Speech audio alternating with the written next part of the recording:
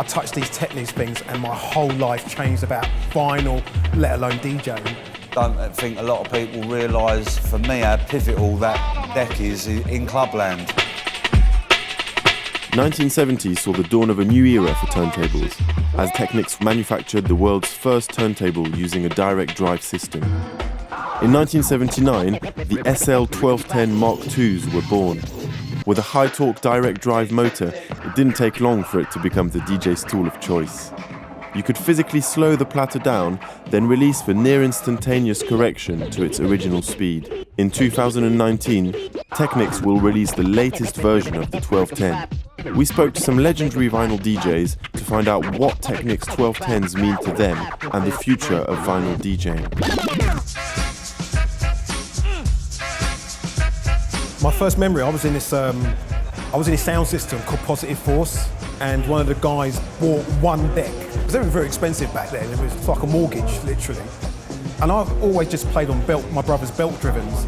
And then I touched these Technics things and my whole life changed about vinyl, let alone DJing. I had a couple of friends that were into DJing and hip-hop way more than me at I don't know, let's say 85, 86. And I went, how much did you just say you paid for that turntable? That turntable was a Technics. When he told me to pay 300 quid for it, I was like, my car only cost 500 quid. What are you doing? You know, I've always been into music, but not to the point where I was going to go and pay free a couple of years later. I had a pair.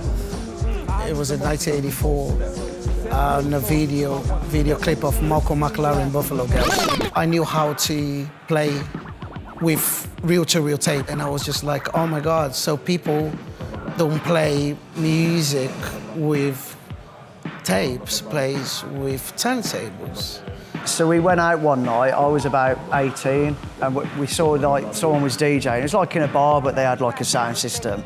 And I was just like so drawn to it. Like I really don't think if it was now, and I was a kid now, I'd be so drawn to CD players, if that makes sense. I think the first time seeing one sort of up close and personal would have been seeing DJ Cash Money in Mile End in 1987. He did a party for Tim Westwood, and it was the first time I think I'd seen a DJ of his sort of calibre just destroy a room full of what was to me like grown men.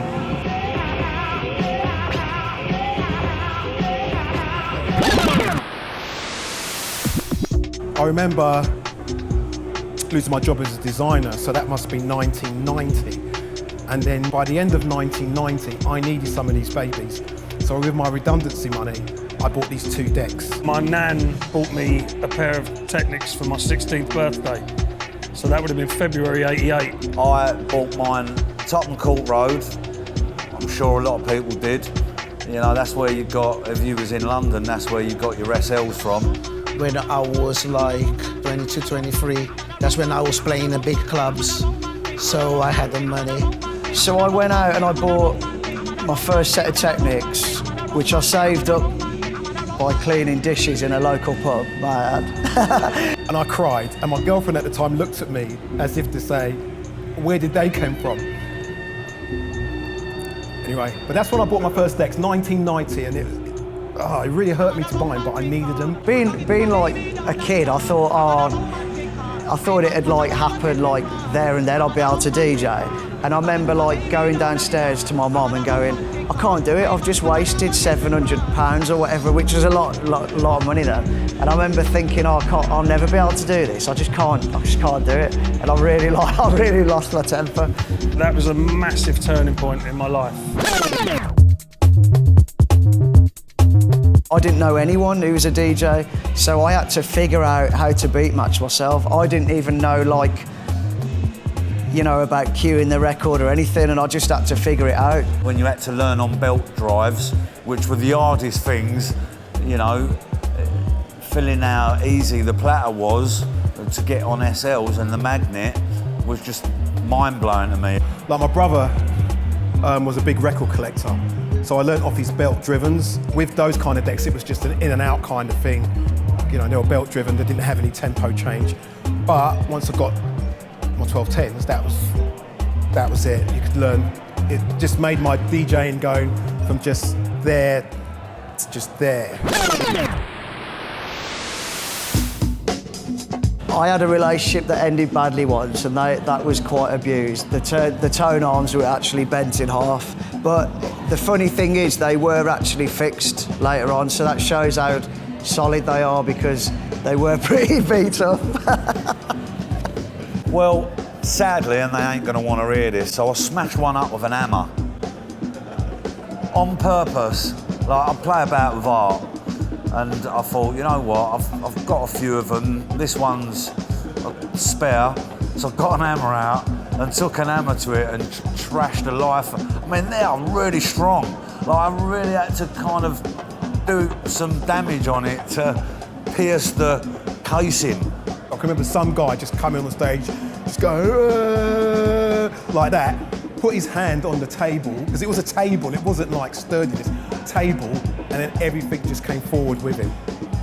Everything. There's 4 decks on there. This is before, you know, the CDJs and things like that, and it just came on there. 3 of those decks survived. 3 of the decks survived. I was like, well, I've been paid. I don't care. I'm going home, you know, I'll just wait for my flight tomorrow. Yes, they're all ready, the decks are good. And I bought some new ones. No, the decks are fine. I think there's been a general excitement in wax and vinyl and records being released because of the kind of the throwaway nature of digital music. I think people want ownership of music again, and people are excited by records. Music sounds, you know, way more alive on vinyl. I truly believe it sounds better if you want to listen to. And it's nice, you know, you can buy all albums, they've reissued albums. When you use turntables, it's more challenge, you know. It's challenge. You need to, you know, use your ears, use your brains to beat match. You don't look numbers. I think it'd make people a better DJ. Because someone I know came and had to go on my Technics, who can play on CDJs. They play out in clubs, and they couldn't mix. So it just goes to show that it is so much harder. But it's really good for the skill of it, I guess. I like it when you can tell someone's doing something live. Even like you get certain DJs that like to chop and, you know, on vinyl and things like that. I'm not against the digital DJs or even the sync button, because it still doesn't help you pick a selection, tell you where to make 2 records sound magic together. You know, I'm not against the sync button at all. If they start doing vinyl only nights, I think you'll have a few people wobbling.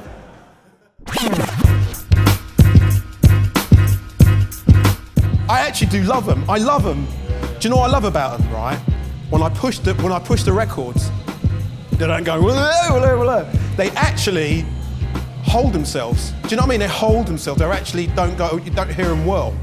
It's been geared towards a DJ community, and there are lots of interesting things that it can do that a Technics hasn't been able to do before, with the dip switches and the reverse. I think they've got a lot of tongues wagging with this new deck. I love the pitch on it, it's ridiculous. Obviously souped up the processing power on these, go down to whatever. The turntables give me the possibility to do so much beautiful things, and this is called art.